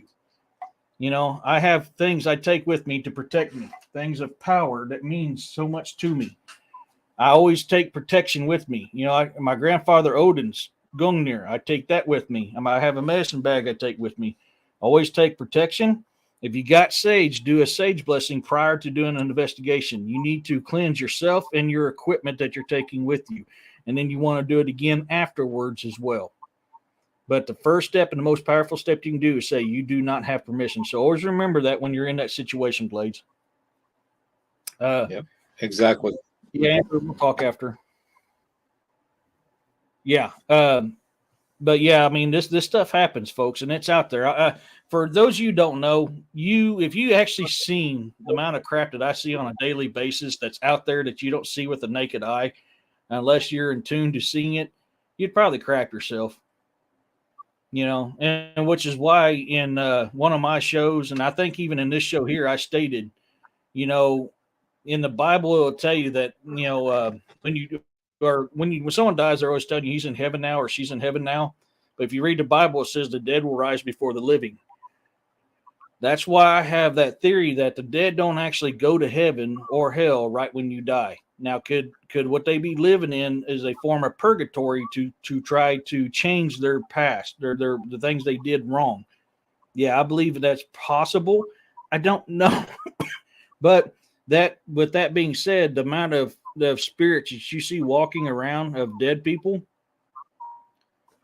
you know, what's true? Do they go straight to heaven? I mean, I don't know for sure. My theory is they're stuck here until God takes them home. Yeah. Now, Audacious Amber, good to see you on here. You know, the disembodied voices and stuff and being touched, you know, you can still be touched and hear disembodied voices, even when you ground yourself and you put that protection barrier up. It just means that when you have that protection up and you ground yourself, like Cecilia just said, you all you're doing is you're keeping the evil away from basically attacking you or to harm you in any way or to take you over during an investigation. You know, that's grounding just makes you more connected to, it's like a conduit. You know, when you walk upon the ground with your bare feet, which we were meant to do from day one. I don't know why mankind invented shoes. You know, the worst thing that they ever did, because it isolates our electrical field, our energy field that we have around us. Okay. And by walking upon the earth and the ground and the stones and the grass and all that, it connected us to Mother Earth. Okay. It grounded us and made us stronger spiritually and even physically. You know, it made us feel good. So yes, but this you're gonna hear disembodied voices. You're gonna hear banging on walls. You're gonna, you know, you might even get your hair pulled, you know, or you know, have feel that breeze go across your ear and your back of your neck. You know, you're going to have that doing investigations. That goes without saying. Now, you won't have it with every investigation, but you also got to remember too, though, one way to actually take stuff and have it go back with you, even if you say you don't have permission to come home with me, you know, you stay here, is if you remove something from the location that you weren't supposed to remove. That's when you break that command. Okay, that's when you break that protection, is if you remove something from that location. Okay, because that energy could be attached to that object. Okay. Yep. And we all know about haunted objects. Okay, and divot boxes. So, you know, you want to make sure that you don't take anything home with you, even if it's by accident. I can't count the number of times that people have asked me to come and cleanse their home for them and their property for them, using the Native American ceremonies, that I've asked, you know, did you go to a flea market or have you been to an antique store or a thrift store and bought anything lately? And they're like, oh yeah, I got this, you know, little jewelry box and stuff.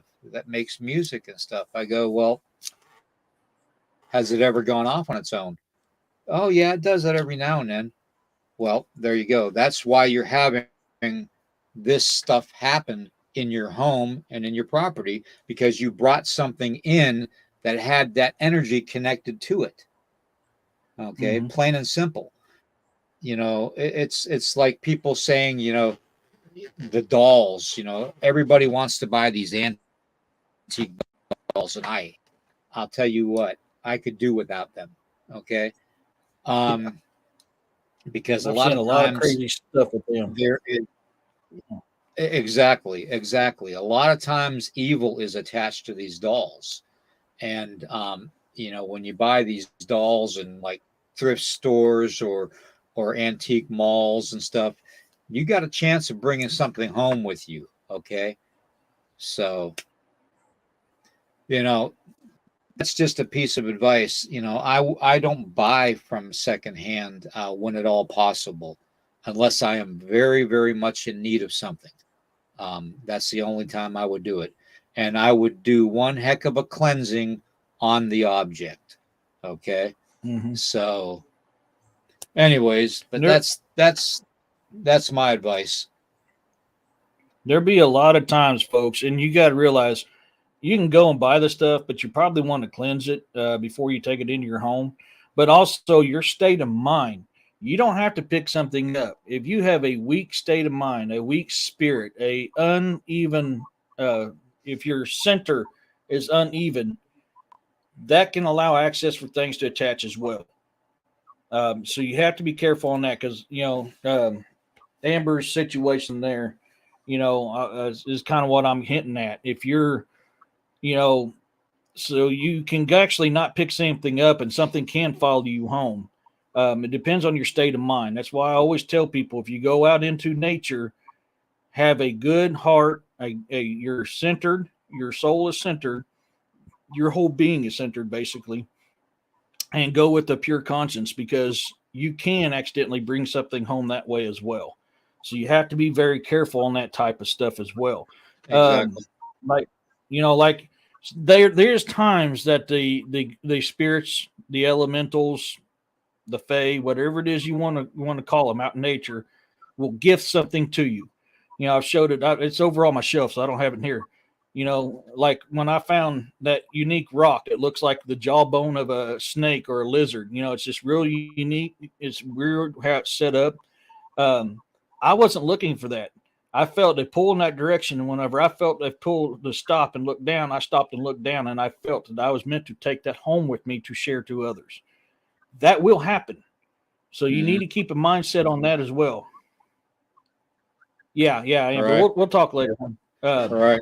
I told you on what what happened in that situation. Now that will come true. They will gift you things if they know that your heart is pure and your mind is good and you are centered, and they know that you're not there for selfish reasons or bad reasons, and you've always took care of the land. You've always respected the land. You are one with the land.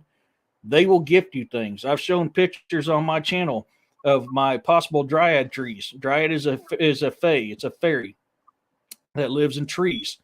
I've showed pictures of that. Yeah. I've showed you pictures of that stuff. I mean, that stuff is real, folks. And if you're one with nature and you're wanting that type of entity on your property, which is a good entity, it's a good spirit, it's a good fae, elemental, whatever it is you want to classify them as, that is something good to have on your property. You have to respect your property. You have to respect yourself. You have to respect all beings around you. I hunt and I gather, but I always think whatever sacrifices itself to feed my family. That's something very important to do as well. So, I mean, you got to consider all that stuff when it comes to that. Right. Exactly. So, let me think here. What was I going to say? I lost my train of thought. One thing I want to pick your brain on, and it goes back to our original topic, brother. That video I showed of that singer resetting her eye, I need to find out when that happened, or if that happened when all that wave of stuff was going over the country. Could that have affected her to cause her eye to act up? I mean, how old is the video? I've got to look it up. I can't remember off the top of my head. I just find it interesting as we're seeing stuff like this all the time.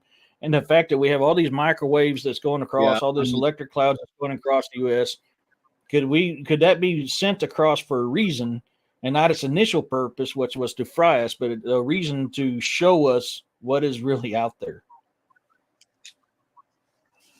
Yeah, I mean, it could be. You know, I've said it from day one with the channel and everybody that there is we see things and hear things at such a small little speck of the scale that we should be able to see and hear things. And that is because the powers and control of this world don't want us to have the ability to hear more and see more. Okay. But some of us have been specially gifted that ability. Okay. And that's why you see a lot of this going on. Some of us see more than just the eyes being stuck, in a downward position, and people tapping themselves on the side of their eye to get it to start. We some of us see more than just the reptilian type of eyes changing. There's several people in Hollywood, mainstream Hollywood, and the music industry that have had the same thing happen with their eye. And I can tell you right now, offhand, two of them offhand. One was Katy Perry, and the other was, oh man, and Ariana. Ariana, okay, was the other one. And I've seen it happen. And the other one, the third one was Taylor Swift. Okay. Um, and that's just a couple of them, to name a few of them, where they're visually something changed about them when they were performing. And I can't tell you the numerous times I have heard music stars and actors, professional actors, well-known actors and actresses, who have stated time and time again that they have sold their soul to the devil to get where they are today. Yep. And it all comes down to that one thing that Jesus, Yahweh, Yeshua said to Lucifer. When Lucifer said, "I'm the prince of this world," Jesus looked at him and said, "You are not only the prince of this world, but you are the God of this world." Okay. And we have to remember, we need to always be vigilant. Okay. And remember that when Jesus said that to Lucifer, he meant it. Okay. And he was speaking basically for God, for our Father, that when we pray, we need to really make sure that when we pray, we are praying to the right God. Okay. That's the main thing. And people will tell you that Lucifer will deceive you. His name means deceiver, just like it does for the word NASA, which ironically represents Satan. When we go to church, if you go to church, you always want to say, "My heavenly Father," or something along that lines. I never say God. If I say God, I say God the Father or God the Almighty in heaven. I always add something to that because I don't want that power from that prayer going to Lucifer. Okay. And I'm afraid that's what the world is going on in the world, that the dark forces that control this world have come to realize that when mankind prays to God, that technically they're praying to Lucifer. Okay? Yeah. Because Jesus said, "You are the God of this world." So I'm just putting that out there. You guys use it for whatever you want. Yeah, Cardi B is the other one I was thinking of. Thank you, Celia. Well, look what Disney has done too. Disney has come out and said, "Yeah, we clone actors." There's recordings of them actually coming out saying, "Yeah, a certain one, which is everybody's little favorite, that starts with an H, is one of them." They said, "Yeah, we clone actors all the time." So you got to think about that stuff, folks. Question everything. Think about everything. Hey, that's my line. So, hey, I'm helping spread the word, my brother. I'm helping to spread the word. Question everything.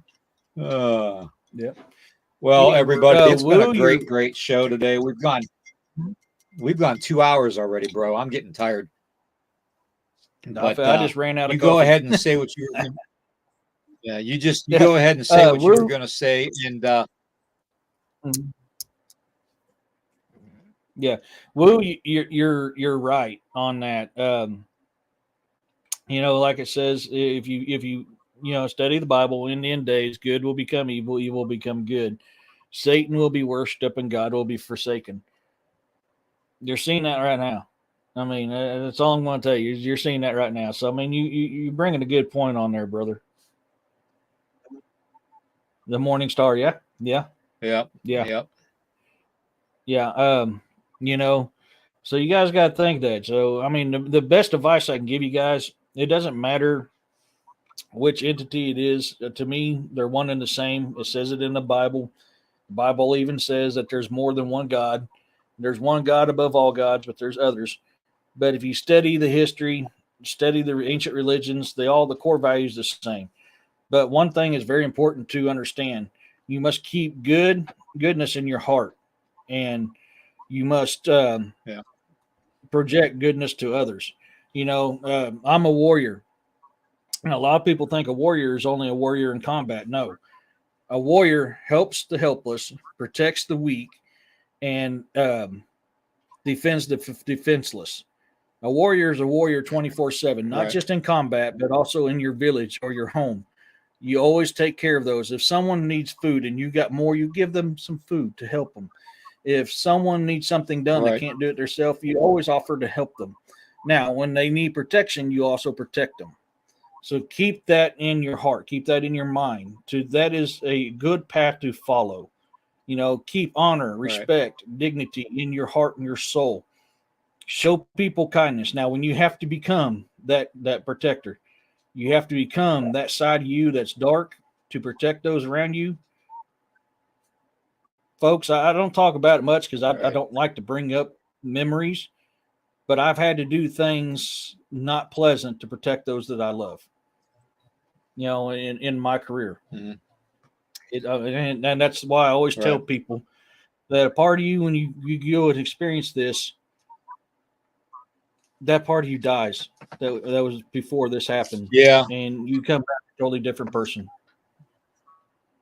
So, you guys just keep that. Anyways, so, definitely. Glades, down, another thing. Yeah. Well, just let me finish this real quick.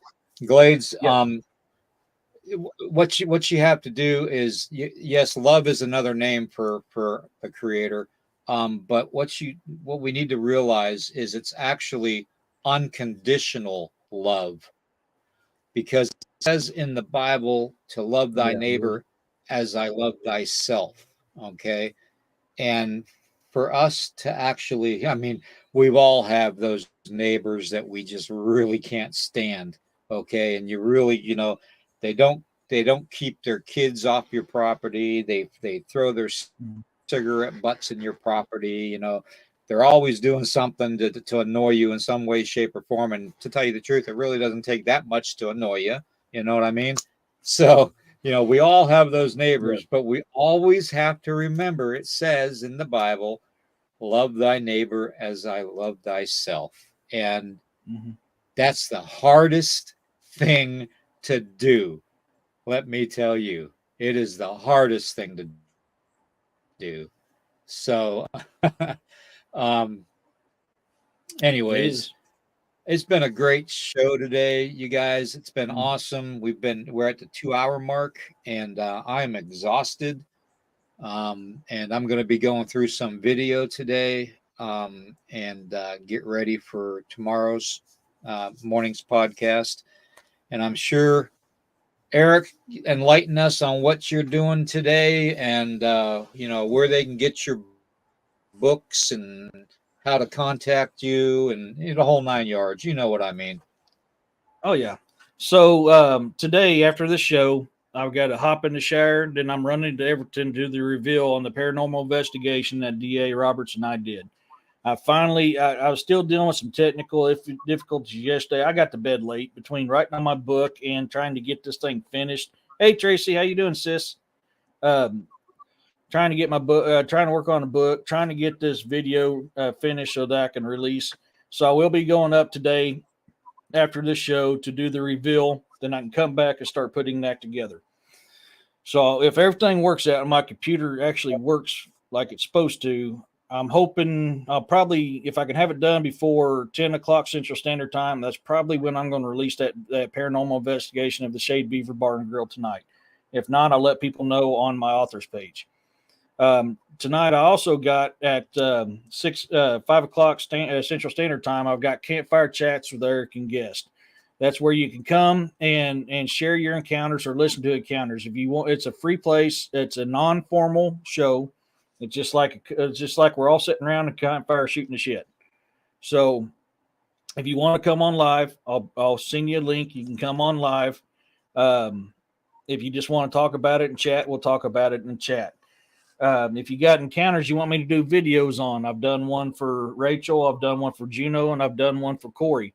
You can get a hold of me at cryptidandmythological@gmail.com. If you want to be anonymous, I'll keep you anonymous.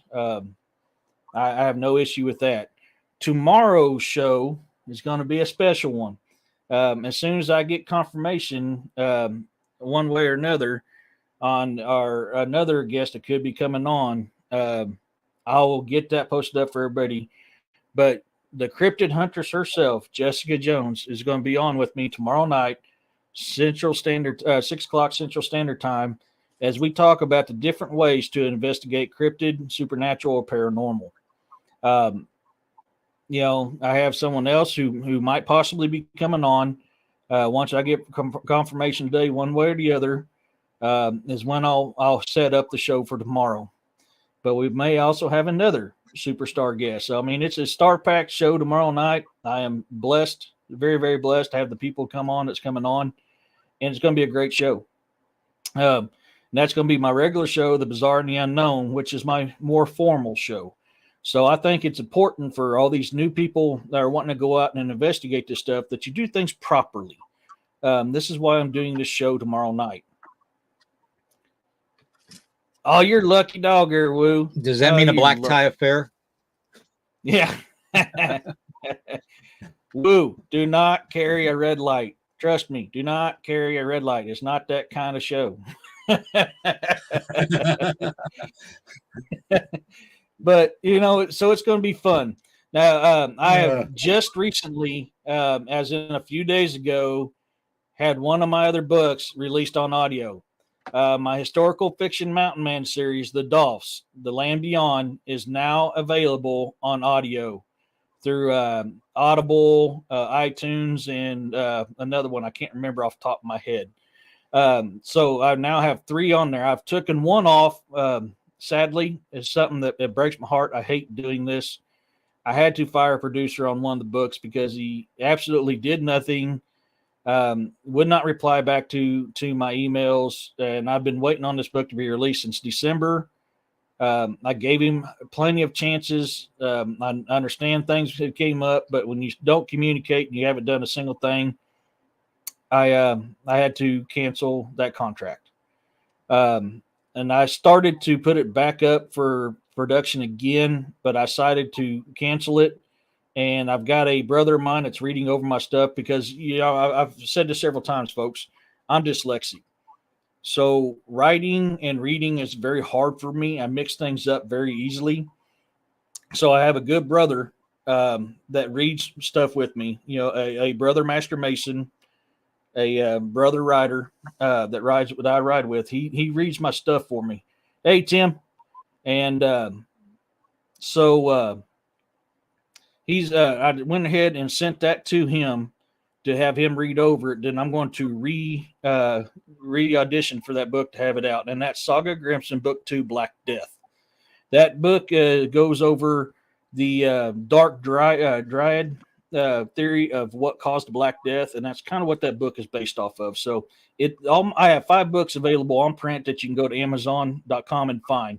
If you type in e.d.testerman and you find one of my books, you click my name under it, it will take you to my author's page. You can hit follow. Anytime I release a book, it will let you know when it's released. I was late. I was up late last night working on the investigation show I'm producing.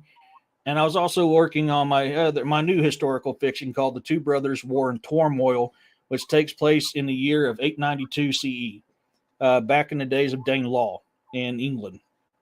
So I finished chapter 6, 7, and 8 last night, and most of chapter 9 is done. So I'm a little over I'm around halfway, almost to the halfway mark of having that book done.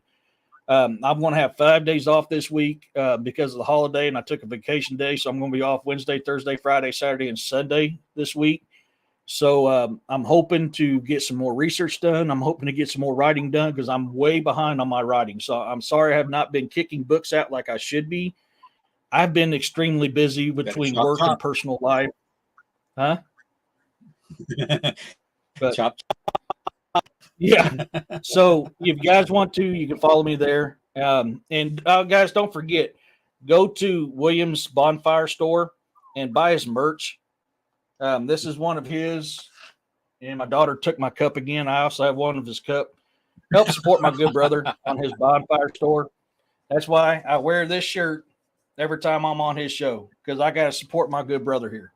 So much love to you guys. And as always, I'll see you tonight and I'll see you tomorrow. Peace, love, and blessings to you all. I'll let Tim know that I always want to call him Mothman. I don't know why, but I always want to call Tim Mothman. I wonder why. Anyways, it's good to have Tim. It's good to see you guys on there. Juno, Roxanne, Tim, Corey, good to see everybody. You all you're awesome. And we'll see you all tomorrow morning. Okay.